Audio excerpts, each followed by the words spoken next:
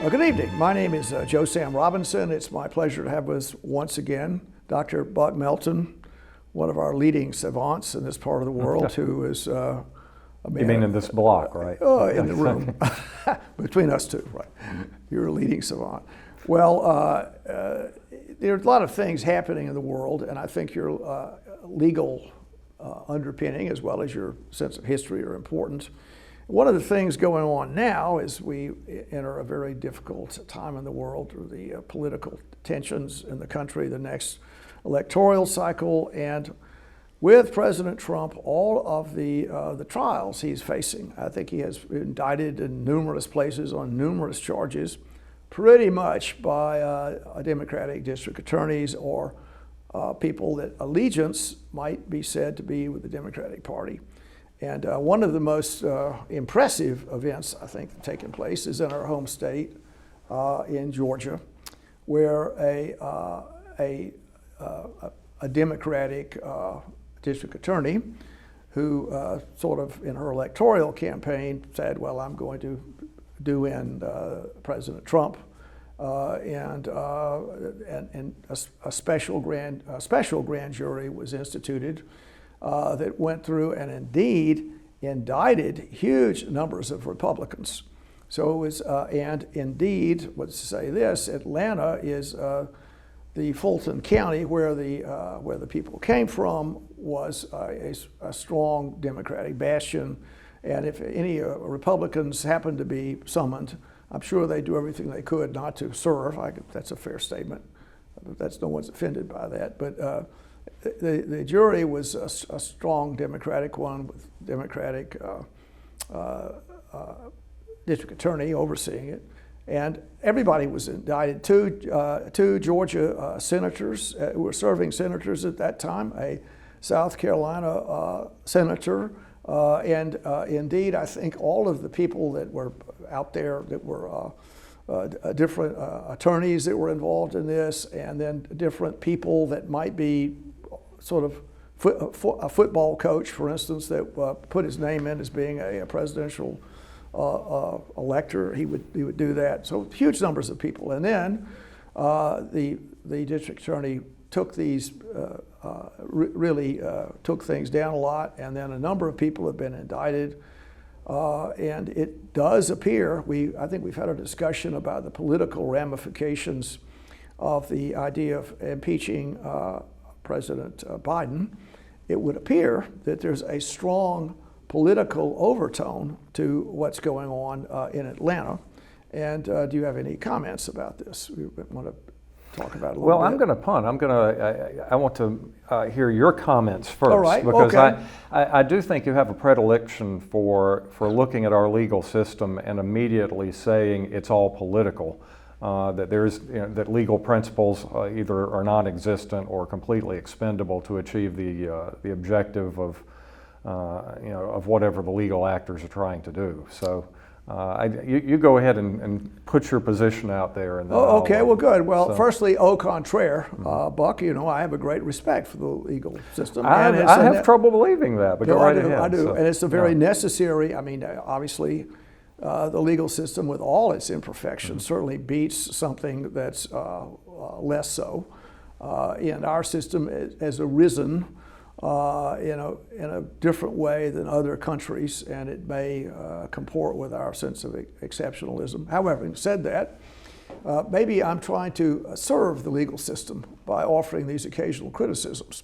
So if it were immune to any kind of discussion about its merits, that would do it a disservice. So I exercise my little emporium here. I sit on my perch and I sometimes say things about it. Well, all right.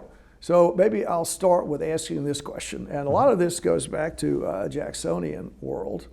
Everyone is being elected. Mm-hmm. So formally, people were appointed, and the idea was we want people to not be domineered by wealthy property owners. They've come from many places in the world, particularly Western Europe. They were mostly peasants, I guess I could say that. A great preponderance of them were. Relatively few aristocrats decided to live in South Georgia. Occasionally one may have arrived there. But okay, so we have Andrew Jackson, everybody's voting, and then one of the things that happens, I think, is when these votes are cast, they could be very partisan, difficult arrangements, and the district attorneys, it turns out, have enormous amount of unrecognized by most people, I think.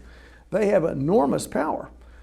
They can, as to who they wish to prefer charges against, and how they're being regulated is another matter. Who regulates district attorneys, and what happens if they run on a platform of I'll put so-and-so in prison, and I won't, with the idea that he's a class enemy. I'm going to put him in prison. I'm going to do something to him, and on, and that'll be that would be my function, and I won't worry about the justice of it, and the situation is increased, I think, by the demographic arrangements that happen in different district attorney, I guess, catchment areas, and the way that the state divides itself up. And so some areas in the state have a preponderance of, I guess, Democratic supporters with their own objectives. And in general, I think the idea would be that a district attorney would be someone that could get along with Joe Friday, that are going to just put criminals there, protect the public, et cetera, et cetera.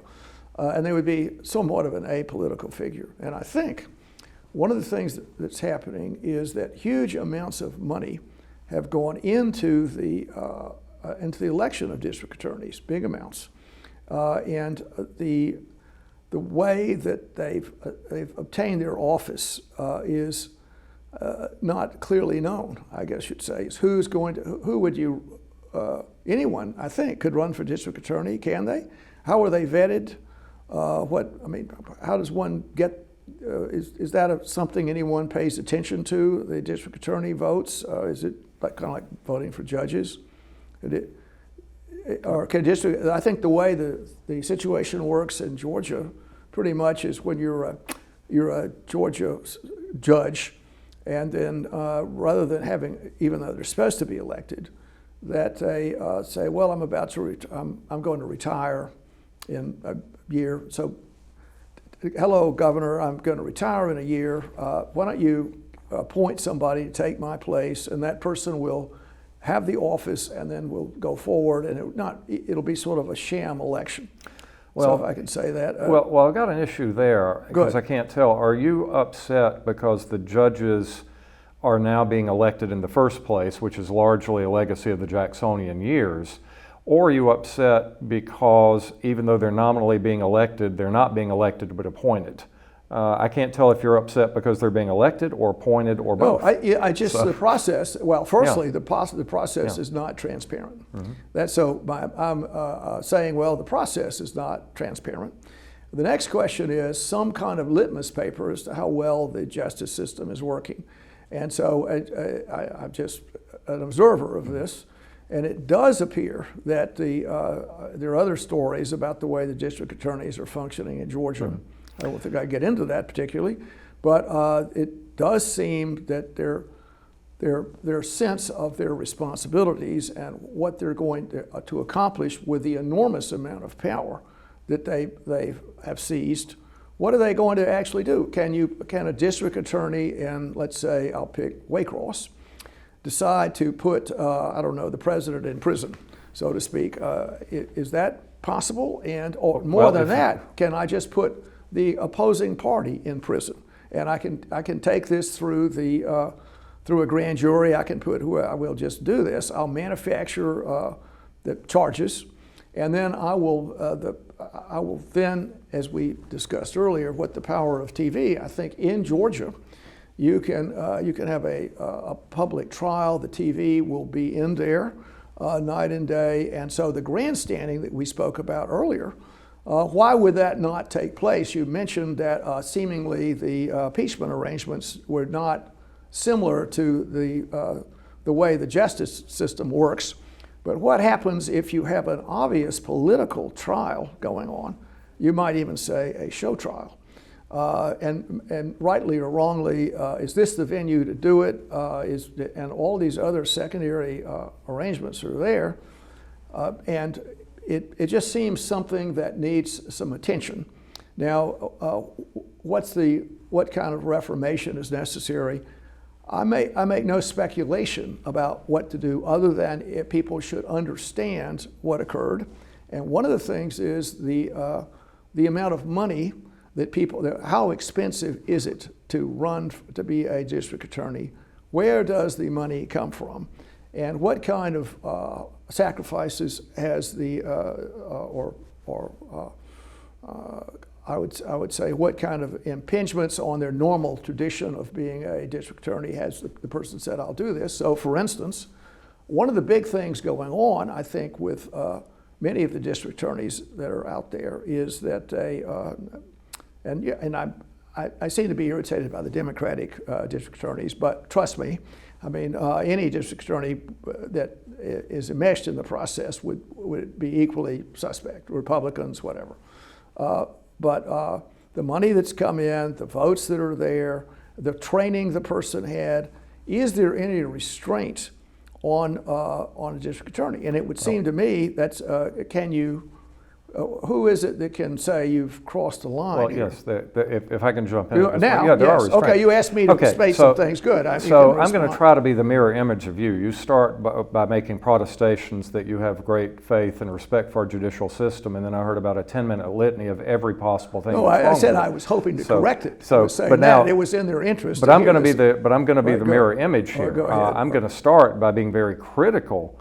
I take a very critical view of the legal system, but I'm going to end up by defending it. So, well, I hope I could get to that point too. So, I think in a previous episode we talked about the deep suspicion I have of conspiracy charges because they come very close to being thought crimes. I would certainly agree with you if you look at the New York charges against Trump that they were, I think, blatantly politically motivated. They should never have been brought and then elevated to a felony. So yes, can it happen? Yes. Does it happen? Yes.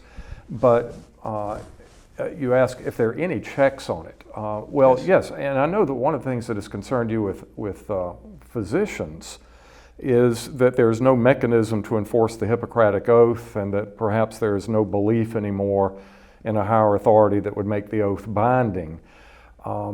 Maybe you've got the same sort of problem with the law, but there are checks on it that ethically, and when I talk about legal ethics, I'm not talking about abstract morals, what should and shouldn't be done. I'm talking about enforceable legal obligations by the legal and judicial community, by the state bar, which is a self-regulating industry. That prosecutors have the ethical duties that all attorneys have, and then they have additional ethical duties on top of that. And if they can be proven to be violating those duties, then yes, they can be disbarred. The other check, of course, is that they can be removed from office. Now, of course, that brings us to the fact that what if the people want blood, and what if the people are partisan? I would say that if the voters are going to be that partisan and want that from their elected officials, trying to reform the office isn't going to do anything. That you've got fundamental character flaws in the entire society, and I think we're doomed. But also the adversarial proceeding. Yes, I mean maybe the district attorney can get the ham sandwich indicted, but then you still have to go through an adversarial trial with opposing counsel who is going to be working very hard to refute the evidence. Now, of course, you could say that maybe opposing counsel is less well paid and they don't have as much money, and so it's not a fair fight. And I don't know what you want. I mean, we've got there's some very powerful, very expensive defense attorneys who are very good, and they also have the advantage of the burden of proof being on their side. They don't have to prove anything. I think your next objection is that the juries are too stupid to understand all this, And Your word. This is very much a profession I've gotten from you. We've talked about medical malpractice. I believe you've used the word I have neglected. You see, the judges hate the law. The judges hate the doctors, and the lawyers hate the doctors, and the juries are too stupid to understand what the doctors really do. You totally misconstrued my comments. That's what it came across to me as. So what an error. that's the message that I heard. Right, so, okay. but I would say, if you're going to take that critical a view of it, then reforming the judicial system, even if it is possible, is going to be pointless, because it's really the inverse of a government of laws and not of men, as John Adams once said. We've got a government of human beings, and to hell with the law.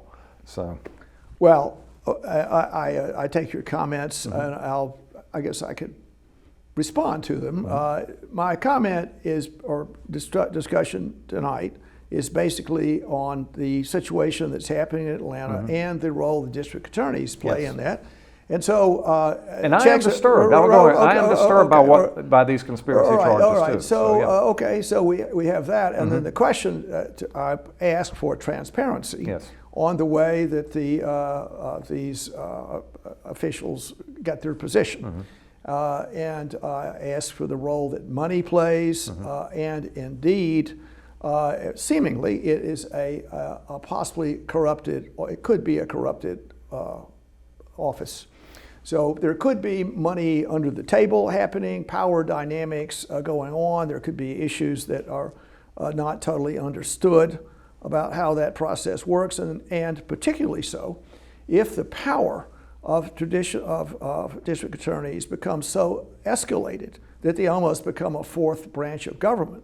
And if a person says, I'm going to just escalate my job, and at the same time, I'm not going to pay much attention to the people that are criminals, if you want to say that. And indeed, I think there is, I won't get into the evidence that's come before me, that certain district attorneys are very loath to prosecute criminal acts, because they believe these criminal acts, these economic crimes, that often the economic crimes, are the result of a corrupt capitalist system. So if you're starving and the people are driving by and you can't eat and you have to feed your family, and you break into someone's car to steal whatever it is, well, that's permissible. Also, the idea of drug offenses. This is if people want to take drugs, they ought to be able to do it. And we're putting everyone in jail for whatever. And then the destructive impact of the criminal system on the whole class is bad. So I'm not going to pay any attention particularly to that. Well, you raise a couple of good points. So the first point, the earlier point, is that this would not be as bad a deal if the trial process itself wasn't his own punishment. But by the very fact that you're getting arrested, you're getting booked, you're getting mugshot, you're having to shell out God knows how much money for defense attorneys.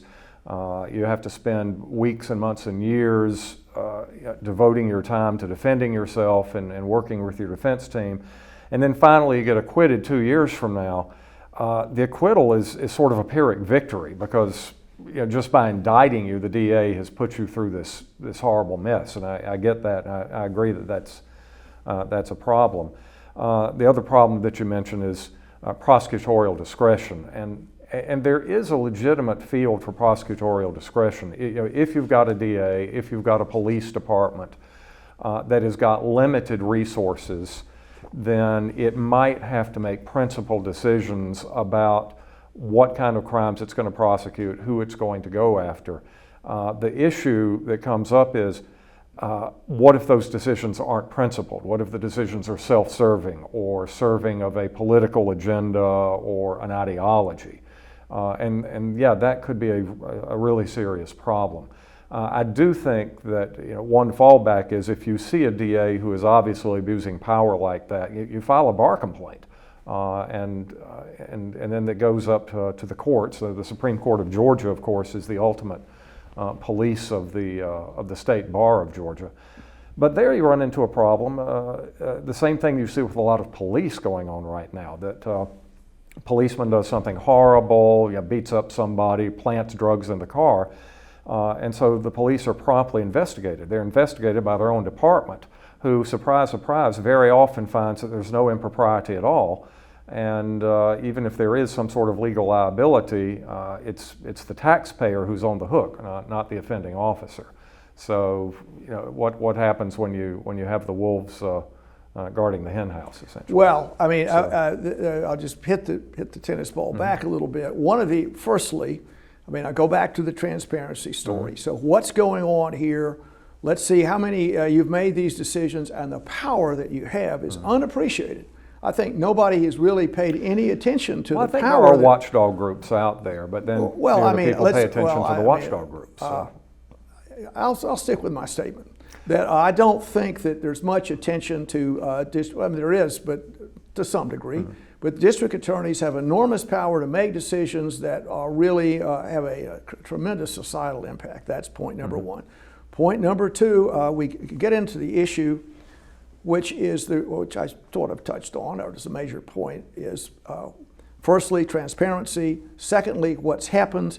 Point number three is what do we do with a person that may be corrupt? The person may be so incompetent and inefficient that things aren't happening. Well, what are we going to do about it? Well, if it's an electoral cycle, what's going to happen? Is there going to be a reformer that tries to knock off the deficient, or not? And what is the mechanism by which a inappropriate district attorney is replaced? Well, I can offer several. I mean, the first one is, do you think right now that there are Republican groups, and it could be Republican think tanks, Republican PACs, I don't know, who are going to go to the mat to investigate this particular DA and do a smear campaign? I mean, it's got to be something. Something. I could talk about that. Yeah. So smear is, that's kind of a loaded word. Or if not smear. Or just a reality testing of what you can say. That whatever, an investigation. Now, the story is, as my espionage work tells me, that there was at least some people in Georgia have wanted to call a special session of the state legislature to see what's up. And the higher officials in state government have decided that's not a good idea. So that didn't happen. But I can go through and I can discuss with physicians. There are 8 or 10 checks as they have. There are a number of them. And it's probably appropriate to understand what the checks are for an aberrant district attorney. Well, I mentioned, the voters can throw the person out. Well, I've never heard, maybe I'm wrong on this, a hotly contested DA trying to get a position there. I guess it happens. But I don't think it's too obvious as to how these fights occur. Maybe they do, but I'm not sure that works too well. Also, the idea that the state bar can do something about this.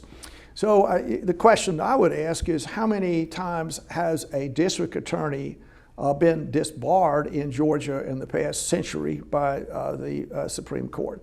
And I think the reason would be some kind of obvious corruption. That would be the reason. And in general, looking at the power that's been exercised here, the same thing.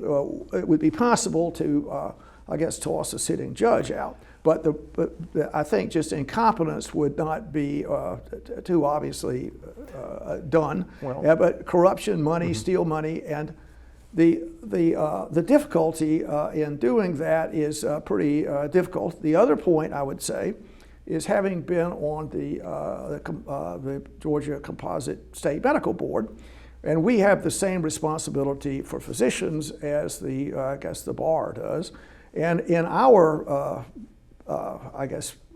commission, we have lots of public people on there. So it's certainly it's like 2/3 physicians, but other people are there.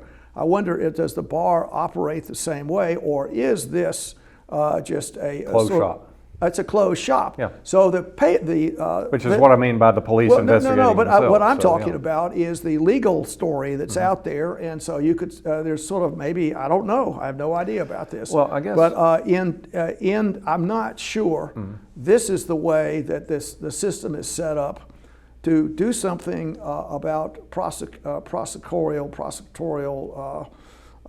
misconduct. Yeah, misconduct, if you want to say that.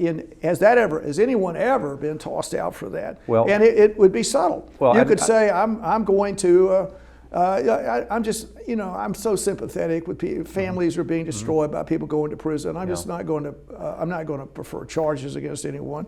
And Republicans might say the same. On the other side, they'd say, well, this guy's a good old boy, maybe he stole some money, but I don't want to pursue it. Well, I'd need to look up the stats. I mean, obviously I didn't come prepared for those stats, but I just would put forth as a proposition, if this power is as extreme as you suggest, and it is as capable of being abused as you suggest, and if in fact it is being abused in this way, why hasn't anything been done about it by anybody at any point? That it seems to suggest that maybe the problem is, even if it's a potential problem, it's not been actualized to the degree that perhaps you suggest it has been. Now, this is an extremely high-profile case that's come up in a very contentious situation. So maybe that's focusing our attention on it for the first time. I mean, maybe this stuff's been going on under the radar for some time, and I can certainly mention some prime examples. I mean, one that immediately comes to mind is the case of the Scottsboro boys in the 1930s. When you had clear product. Of course. But why isn't there some sort of screaming public outcry that the DAs are out of control if this is as extreme a problem as you suggest? Maybe you're sounding the alarm. Maybe you're leading the charge. I mean, the story is the same with voters. I mean, people are out there. I mean, can you actually? Your life is what it is. You have to work. You've got your family. Whatever you name it. The Georgia Bulldogs lost or won, or Alabama lost. Or all these things that impinge on your life, and getting into some kind of arcane deal about a district attorney that's whatever. That's just not part of your life. And the system, I brought up the idea that the legal system, is there public input into the process by which the bar disciplines lawyers. And apparently there are all lawyers involved in this, unlike with the physicians. Well, you can bring a complaint. I mean, anybody can bring a complaint before the bar. But the trial, it goes straight to whatever happens. And the question would be, I don't know what the standards would be to give someone a nip here. I mean, what are the standards? And I think as far as I know, the major thing is money. Some lawyer has an alcohol problem and steals money. Kind of like the guy in South Carolina. People steal, that's the major deal. You stole money. Something you were a bad lawyer in my trial. You did a bad job. That would be hard to do. Yeah, judgment call. Yeah, this is the thing. Judgment calls are protected, and it goes back to the wonderful word. It's the most wonderful word in law: reasonable. To what degree was your judgment call, even if it resulted in something bad for your client? Was it something that a reasonable attorney would have done, or was it outbounds? Right. And the reason is determined by the legal profession, and in general, reason is in the eye of the beholder. Right. And the whole, it would be, what do I know? But it would be difficult to say, well, you let these, you've done you're a district attorney, you've lost 12 cases in a row, you've done this, you're just doing a bad job of it. And you also are you're trying to persecute people. I don't know, let's say there's whatever, you decided I don't know, you don't like a particular religion or something like that, or anybody. And you're going to do something, you have, I don't know, let's say a lot of Mexican people that come in and you decide they're the ones I'm going to prosecute, and then finding a way that there was enough obvious malfeasance to do something at the state bar, not knowing anything, because these proceedings are closed, no one knows about, 3 people, they were all turned innocent. They don't publicize the complaints, reasonably so, and that would just some of the difficulties. And so what am I saying? I'm saying that there needs to be some additional attention to this, particularly because of these suits that have appeared, and they have obvious political ramifications. And you mentioned the Scottsboro boys. It certainly can be on the other shoe too. There can be something on the other side. And I'm not sure what one does about this. It could be that that these officials were appointed. You could have appointed professional people that were allegedly apolitical, but if you have a district attorney that's obviously a political figure that's going after political opponents, that's over the line, in my opinion. And the same with judges. If a judge is doing along those lines, that would be a problem. And I don't say, as we conclude here a little bit, I don't say that there's any intrinsic evil that's in the judicial system that's not in we ourselves. I mean, this is just the way humans are, and they're always going to be like that. And I don't say there's a particular nidus of evil that represents in the law schools around the country. I don't say that. And indeed, the legal system, maybe I could praise it slightly. After all, I haven't come here to bury Caesar, but whatever, I'll make that. They certainly, the legal system, it does enormous amounts of good. It really gives everyone an idea that there's some mechanism where their interests can be protected, and you just can't be ground down by the state. You can't be ground down by big dogs. You can get some justice. The justice is blind. At least that perception is extremely important for the nation's welfare.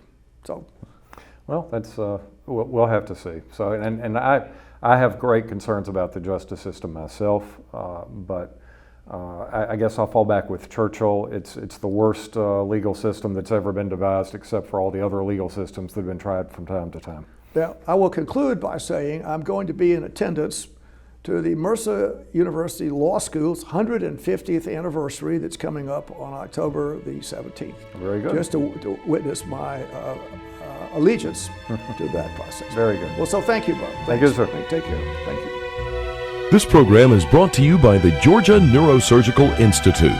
For over 50 years, rendering neurosurgical care to patients of all social conditions, treating complicated problems involving the brain, spine, spinal cord, and peripheral nerves, endeavoring to encourage quality care, medical research, innovation, and education on a local, national, and international basis.